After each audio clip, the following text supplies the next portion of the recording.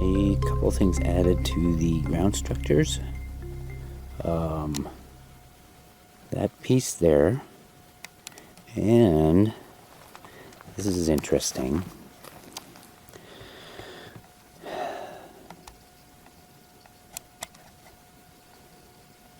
That is a little bird wing. It's even got the little bone on the attached to it. Wow, okay.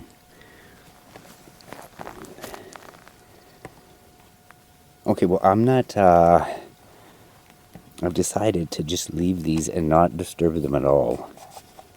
And just see where they go with this. And that one over there, that's been moved again.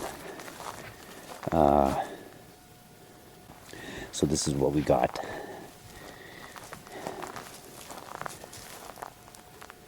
That piece there, I don't know. They're adding stuff. That's okay. And then we come to the newest one, and this is what I find today.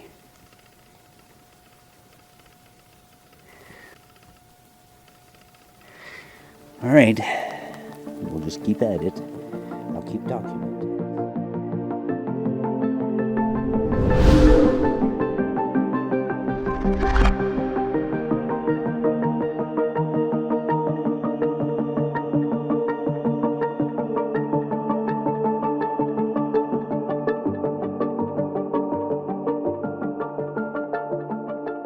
I'm actually sitting in front of one of my old stock sheds just south of my house.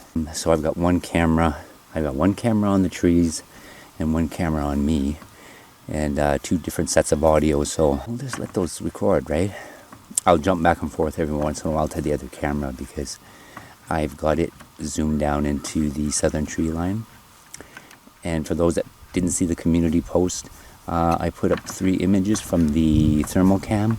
That was from the night before last, and these are thermal hits, right? So it's picking up thermal heat signatures, and that night they seemed to be all around me, and I don't know how to make sense of that. I did hear the 3. I had turned my thermal camera and faced to this southern tree line, and I can see 3 figures coming towards me in my thermal. I don't have the video capability on there. I don't have that yet, right? But so I can only take a still. But as I was watching these things come, I could hear the rustling in the grass as if something walking in the dried grass. But anyway, so I see these things coming towards me, and in my thermal, they're getting big and smaller, big and smaller, right? And I'm thinking, I wasn't sure how to interpret that at first, but then I thought later, I think it reaches about 70 to 120 feet in there. That's about as far as it can get a clear reading. Well, I think it was trying to the depth perception. I think that's why they were going big and small, but I got so excited, I was like pulling my trigger at like trying to get all these shots all at once, but I forgot that I can only take one at a time. I was so frustrated because I realized I'm pulling that trigger for nothing, because once you pull that, you steal the image, you take that one image, then this little screen pops up, do you want to save this image, right? So it takes me about 4 seconds to actually get one picture. And then by the time I got the third, they were still there because I could see them in my screen. By the time I got my third shot in, they were gone. The thermal hits were gone. I don't know where they went. I don't know if they all just went a different direction, or they went back into the trees, or what. I have another thing to share with you, and this is I think this is worth telling you because it was a pretty amazing experience for me. For those that didn't get to see it, Mom and I did finish the flute case, the flute bag. Yeah, she really enjoyed helping me out with this. So, and the other thing that I always wanted a little one, like a higher sounding flute, but I didn't put too much effort or thought into it. I thought maybe one day, right? I always make these trips into a place called Grand Prairie. This is Grand Prairie, Alberta, not Grand Prairie, Texas, because I know there's one down there. I've always shopped at the thrift stores and places like that. I get to the store. I was actually going there for mom. Books, right? She loves books, and usually if I can find something, in a genre that she likes, I'll grab a couple of books for her. She loves books, and usually if I can find something, in a genre that she likes, I'll grab a couple of books for her. Books. So I'm walking through this aisle, and in this aisle, there are, on both sides of me as I'm walking through, it's tools. Like I see hammer, I see a screwdriver set, I see a driver set, and an older rechargeable drill set. And as I'm walking through there, I hear this sound. And it sounds like something. I thought I had dropped something out of my pockets, like my keys or something. So I'm looking around, and I turn to my left, and on one of the shelves, it's kind of a sloped shelf, I see this thing sitting on the edge, almost ready to fall off. Is that a native flute? And it's just ready to fall off, but the sound it made, like I can't even explain how it got my attention, right? Of course, oh, that was a whoop. Of course, oh, that was a whoop.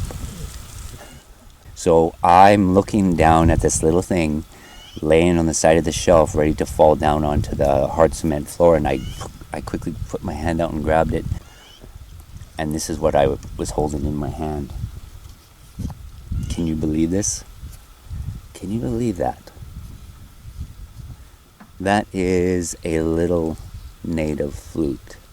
This ended up in my hand, and almost as if I was to save it. So here's my little flute that I've always thought of getting. And I think the person possibly that maybe had it, maybe they purchased it, but the block, this is called the block right here. It's like two compartments. Like there's the mouthpiece, and then you have the body of the flute. When you blow into the flute, it takes air up and blows it across the hole, and you get your sound, right? That's what the block here is for. And it was put on backwards. When I start looking at it, I'm like, that's not right. That block isn't right. And I thought, could it be?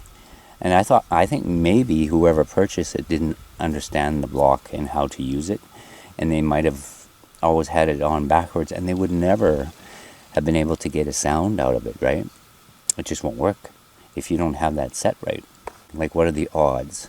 That's something that you just don't go through into a thrift store, right? But I just wanted to share that with you, and I'm going to play a little bit of it.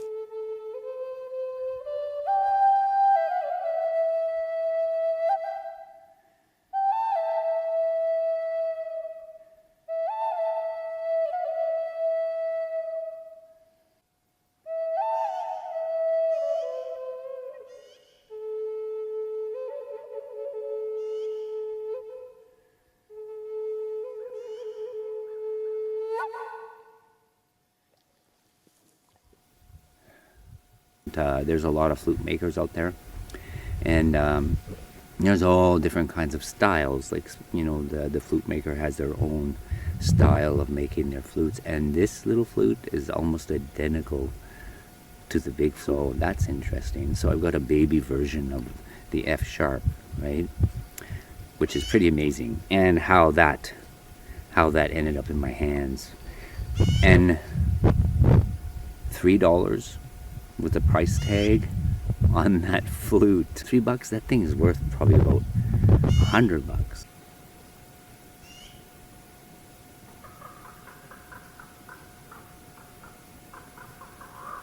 Raven. Ravens. Something spooked them.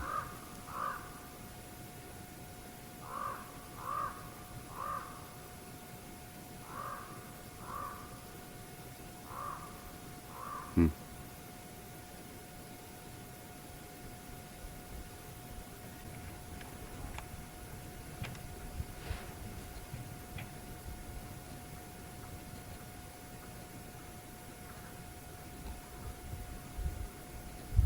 Yeah, there's some wood knocking back there. Okay, so I've got two cameras going here right now. Which is kind of interesting.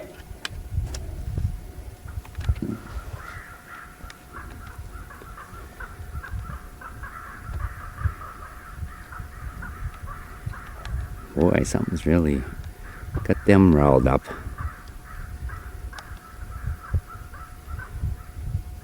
So I'm going to be back out here later tonight as well.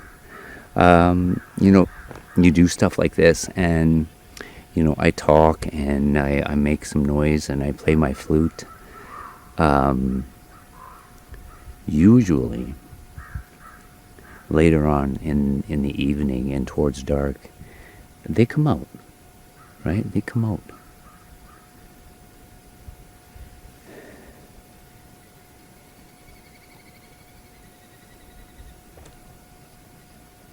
We'll just monitor down there for a little bit, and I'm gonna play it a little bit more. I do think we've got to go down into that rabbit hole a little bit, and there are places we need to go, and I think a lot of people are afraid to go there. They want to think. I think they're happy just to, you know, think that these beings are nothing more than physical, right? And I think what we're finding out is, that that's not the truth. That they are more than just physical, and we're dealing with the spirit realm. Yeah, it looks like the crows and the ravens are having a spat.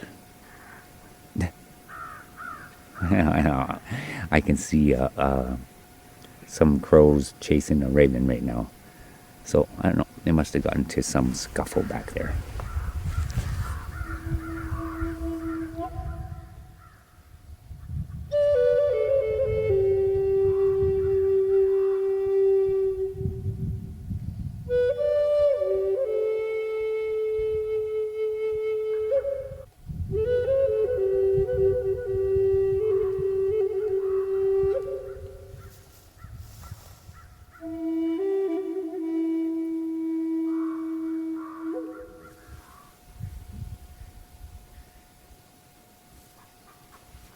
Oh my goodness, okay. So I guess that's I just wanted to share a couple of those things with you guys and spend a little bit of time with you guys while I'm spending time with those guys. There were some sounds. I had two really good wood knocks. Sam and I heard a whoop. I think that's actually what sparked the crow and the crow and the raven dispute. We got a couple of whoops, a couple of wood knocks, but this is how it's been, right? And I do think I need to invest in some sort of, it doesn't even have to be a camera with an audio on it, but maybe some 360 mics outside my house, right? Because these things don't happen all at the same time. I've heard a whoop right outside my house, couldn't have been more than 100 feet from my house, and then nothing for an hour or an hour and a half, 2 hours. And then I've heard wood knocks outside my kitchen window down in this southern tree line where you're looking right now. And but that's how it's been, right? Like the activity, it's been, I need these mics, and I think I might go onto Amazon and see what they got available there, but I need to have them so I can set them on the outside of my house. I'm missing a lot of stuff because I can, like I say, but it's not all happening at once. So if I hear the whoop, I run to gather my things, and by the time I get out there, it's quiet. There's nothing. And then I'll go back in and then an hour later I'll hear knocks down here in the where you're looking right now in the southern tree line, and then there are times like half an hour later I'll get a smack on the side of my house. I'll probably get these things as we go further along, and hopefully. But yeah, there is a lot of stuff we're missing. And Sammy is my cue, right? He's my, like I keep saying it, he's my Sasquatch, he's my Bigfoot detector. Like even last night when I went out with thermal, he was with me when I initially went, and then as soon as I got close, he was with me when I initially went, and then as soon as I got close to sight and I come walking into the field here a little ways, he disappeared. And then I got those 3 thermal hits, right? That immediately tells me that's Bigfoot, that's Sasquatch, because if it was deer, say, or elk or anything like that, he doesn't run from that stuff, right? He does not run from that stuff. Even bears, like, he's not afraid of anything. But when it comes to the Bigfoot, Sasquatch, he knows enough to stay out of it. And so, yeah, I really am starting to rely on him. Before I go, I'm just going to position here because Sammy's looking. Position here because Sammy's looking. Right down in there. Okay, everybody, but I'll sign off there, and I hope everybody's doing well, and we will see you in the trees.